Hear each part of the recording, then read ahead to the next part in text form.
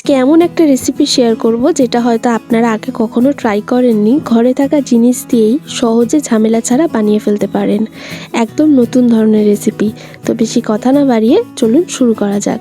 প্রথমে একটা মশলা তৈরি করে নেব। একটা মিক্সিং জারে দিয়ে দেবো 2টো এলাচ, একটা ছোট দারচিনি ও 2 থেকে 3টে লবঙ্গ।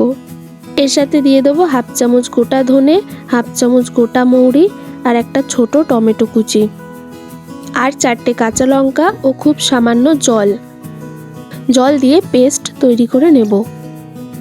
এবার এই মশলাটাকে এক সাইডে রেখে দেবো। এরপর আবার ওই মিক্সিং জারে সেদ্ধ করে রাখা পালং শাক দিয়ে দেবো। আমি পালং শাকটা নুন ছাড়া সেদ্ধ করে নিয়েছি। আমি এখানে 1 আঁটি পালং শাক নিয়েছি, আপনারা আপনাদের প্রয়োজনে কম বেশি নিতে পারেন। এরপর স্মুথ একটা পেস্ট তৈরি করে নেব। পেস্ট তৈরি করে এক সাইডে রেখে দেব। এরপর আমি এখানে 150 গ্রাম চানা 5 থেকে 7 ঘন্টা ভিজিয়ে রেখেছিলাম। এরপর প্রেসার কুকারে 5 থেকে 6টা সিটি দিয়ে সেদ্ধ করে নিয়েছি। আপনারা আপনাদের প্রয়োজন মতো চানার পরিমাণ কম বেশি নিতে পারেন।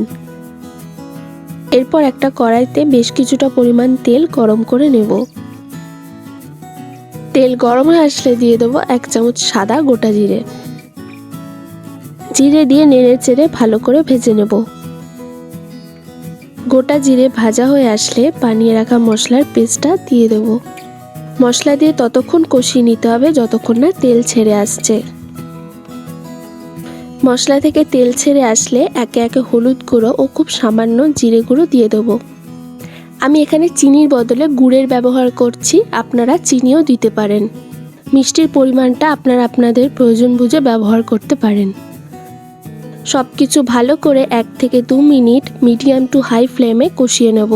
এরপর দিয়ে দেবো স্বাদ মতো নুন দিয়ে মশলা ভালো করে কষিয়ে নেব।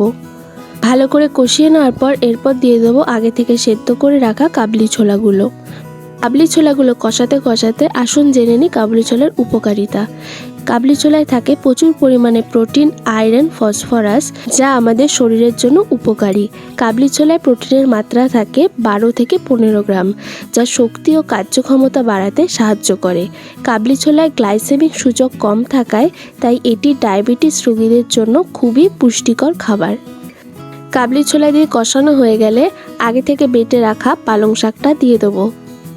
সব কিছু দিয়ে ভালো করে কষিয়ে নেব।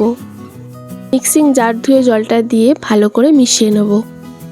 ভালো করে নেড়ে চেড়ে কষিয়ে নিলেই তৈরি চানা পালং শাক কারি।